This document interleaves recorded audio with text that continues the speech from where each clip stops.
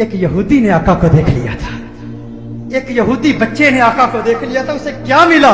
ایک یہودی غیر مسلم بچہ ایک مرتبہ اس نے مدینۃ المنورہ میں کونین کے والی صلی اللہ علیہ وسلم کے حسین چہرے کو دیکھ لیا، آقا کے حسن کو دیکھ لیا، چہرہ والضحیٰ کو دیکھ لیا، آقا کی زلفوں کا اسیر ہو گیا، آقا کے پیار کو، آقا کے عشق کو، چہرہ والضحیٰ کو، چہرہ یار کو آئینے دل میں یوں اتار لیا، دل کے آئینے میں یوں اتار لیا کہ آقا کی عشق میں، آقا کی محبت میں ہر وقت روتا رہتا، گریہ زاری کرتا، آقا کو یاد کرتا. ماں باپ کا اکلوتا بیٹا تھا، ایک ہی بیٹا تھا، یہودی تھے ماں باپ اس کے، خود بھی یہودی تھا. ایک مرتبہ آقا کے حسن کو دیکھ لیا، اس کا سودا ہو گیا، بازار مصطفیٰ میں آقا کا دیوانہ ہو گیا، آقا کا عاشق ہو گیا. ماں باپ کو بتایا نہیں، ماں باپ کو اطلاع نہیں دی کہ میں حضور کا عاشق ہو گیا ہوں، حضور سے محبت کرتا ہوں. چپ کے گھر سے چھپ کر کسی بہانے، کبھی بکریاں چرانے کے بہانے مدینۃ المنورہ میں آقا کے حسن کو تلاش کیا کرتا، کبھی مسجد نبوی شریف کے دروازے سے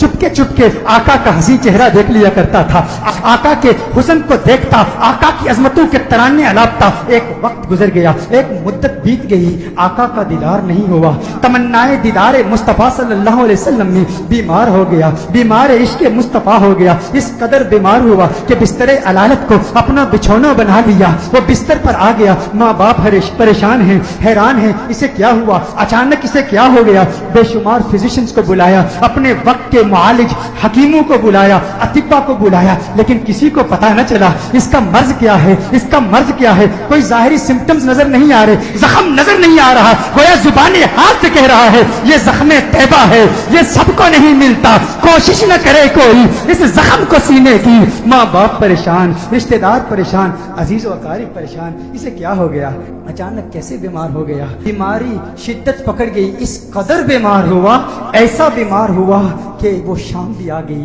جو اس کی زندگی کی آخری شام تھی. اب آواز اس کی بہت کمزور ہو چکی تھی، بہت پست ہو چکی تھی. چاہتا تھا کسی طرح مدینے والے کا دیدار کر لوں.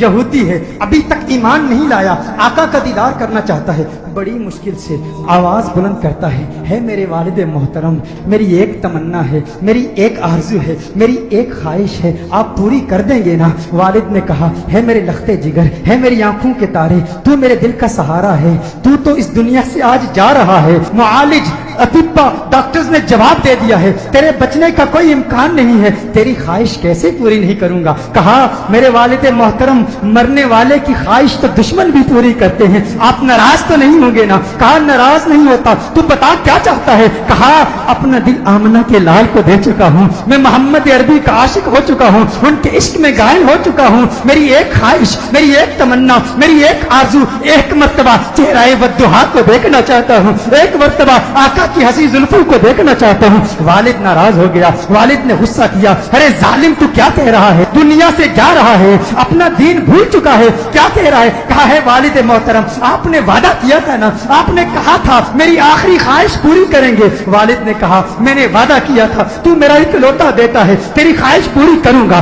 آقا کی بارگاہ میں پیغام پہنچایا گیا، رسول اللہ صلی اللہ علیہ وسلم کی بارگاہ میں پیغام پہنچایا گیا. ایک یہودی ہے پر ہے آپ کا دیوانہ، آپ کا عاشق ہے.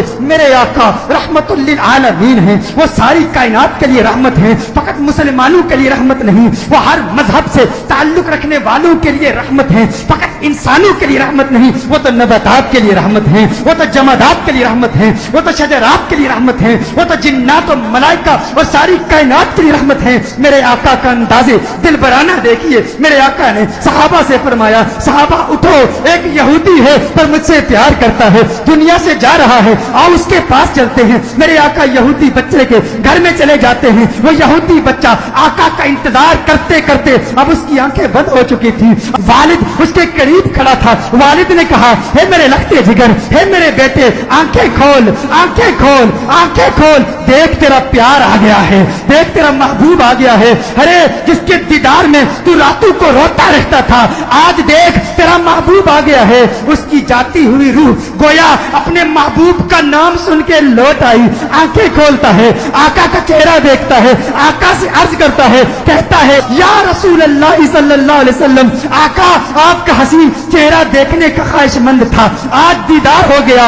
एक तमन्ना, एक आरजू, या रसूल अल्लाह, मेरे पास कोई नमाजें नहीं है, मेरे पास कोई रोजे नहीं है, कोई इबादत नहीं की, मुत्तकी नहीं हूँ, कुरान का कारी नहीं हूँ, कुछ भी नहीं है, फकत आपका प्यार है। या रसूल अल्लाह, क्या मेरी निजात का इम्कान भी है? क्या मेरी निजात भी हो सकती है? या रसूल अल्लाह, क्या मुझे भी मग़फ़िरत का परवाना मिल सकता है? आका ने इरशाद फरमाया, हाँ, कलिमा तौहीद पढ़, मैं तेरी निजात की जमानत देता हूँ। वो आका के कदमों में गिर जाता है, आका के कदमों में गिर के कहता है, मंजिले कब्र से लेकर दुखूले जन्नत तक आपकी जमानत पर कलिमा पढ़ता हूँ। कलिमा तौहीद पढ़ता है, जान अल्लाह के सपुर्द कर देता है। वालिद ने कहा, अब इसकी मैयत मुसलमानों की अमानत है, अहले इस्लाम की अमानत है, अब इसकी तजहीज़ और तकफीन की जिम्मेदारी आपकी है। जब जनाजा तैयार किया जाता है उस आशिक का, जब जनाजा तैयार किया जाता है उस दीवाने का, उस आशिक का जनाजा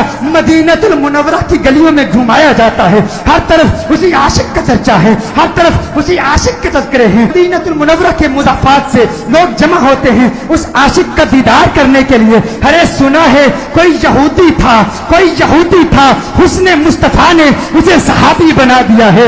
उसने आका का दीदार किया। गौर कीजिएगा, नमाज नहीं पढ़ी, इबादत नहीं की, रोजा नहीं रखा, जिहाद नहीं किया। मेरे गौस के मुजाहदात को याद कर लीजिए, मेरे बाबा की मेहनतों को याद कर लीजिए, ख्वाजा गरीब नवाज की जद्दोजहद को याद कर लीजिए, ख्वाजा बाकी बिल्ला की मेहनतों को याद कर लीजिए, इमाम आजम अबू हनीफा की फकाहत को याद कीजिए, इमाम अहमद बिन हम्बल की जिद्दोजहद को याद कीजिए, इमाम शाफई की फकाहत को याद कीजिए। इमामों की फकाहत, हिम्मत, जिद्दोजहद, मुजाहदों, रियासतों को याद कीजिए। वो सब इस यहूदी का मुकाबला नहीं कर सकते जो पहले यहूदी था, अब सहाबी हो गया है। ईमान की हालत में आका का दीदार किया। ये गौसे आजम से भी बड़ा है, ये ख्वाजा गरीब नवाज से भी बड़ा है। सब देखने के लिए आए हैं, दीदार करें उस सहाबी का जिसने फकत एक मर्तबा आका को देखा और ऐसे बुलंद बाला और फौ आला मकाम पर फाइज हो गया। अचानक उसके चेहरे पर से कफन उठाया जाता है।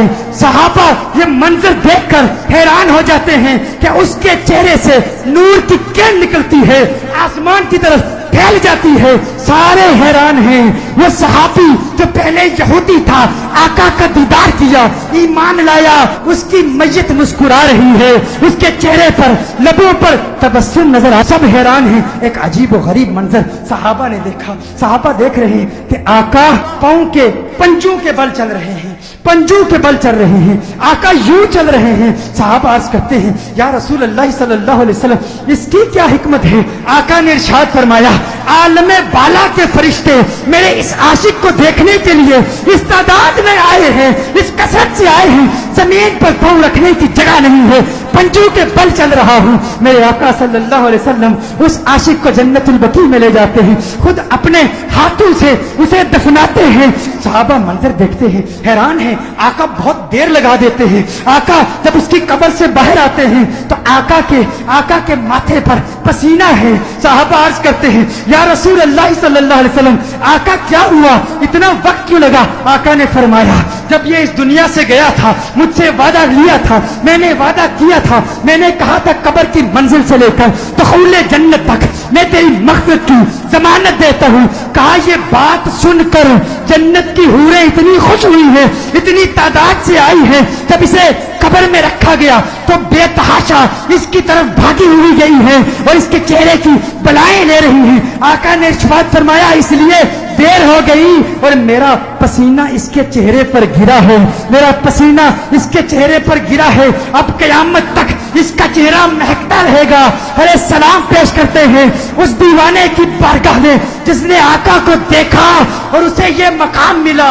वो आज भी वो कब्र में कह रहा होगा, ये नाज़ी अंदाज हमारे नहीं होते, झोली में अगर टुकड़े तुम्हारे नहीं होते, बेदाम ही बिक जाइए बाजारे नबी में, इस शान के सौदे में खसारे नहीं होते।